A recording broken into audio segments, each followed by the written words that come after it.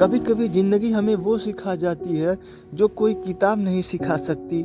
आज की कहानी ऐसी ही एक माँ और बेटे की है। रवि एक छोटा सा लड़का था।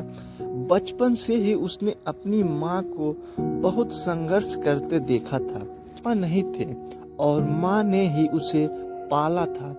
कभी घरों में झाड़ू पोछा करके तो कभी दूसरों के बच्चों को पढ़ाकर। हर सुबह रवि की माँ पुराने रवि कहता, माँ नई चप्पल क्यों नहीं लेती? माँ बस मुस्कुरा देती, अभी तेरी फीस भरनी है बेटा, अगली बार लूंगी। वक्त बीतता गया, रवि बड़ा हुआ, कॉलेज पहुंचा और उसने पार्ट टाइम जॉब शुरू की। एक दिन उसने तय किया, अब माँ के लिए नई चप्पल लानी है। अब माँ के लिए नई चप्पल लानी ही है। वो दुकान गया, सबसे महंगे और मजबूत चप्पल खरीदी। घर लौटा तो माँ पूजा कर रही थी। वो बोला, माँ तुम्हारे लिए एक गिफ्ट है। माँ मुस्कुराई, लेकिन जब चप्पल देखी तो आंखों में आंसू आ गए।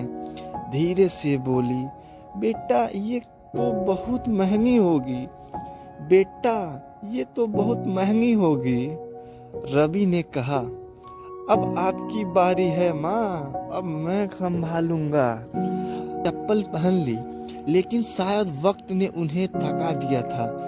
कुछ ही महीनों बाद वो बीमार पड़ गईं।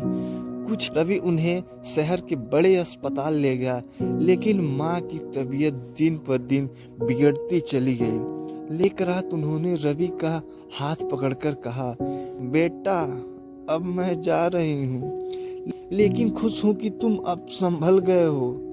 वो चप्पल संभाल कर रखना। और अगले ही पल वो हमेशा के लिए चली गई। सालों बाद रवि बहुत बड़ा आदमी बन गया।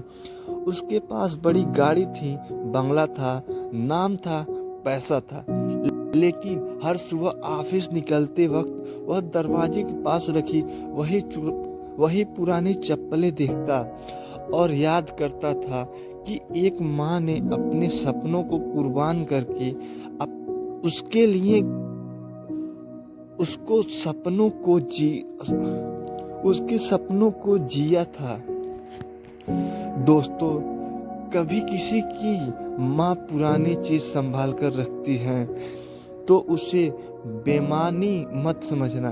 कभी किसी की माँ पुरानी चीजें संभाल कर रखती हैं तो उसे बेईमानी मत समझना।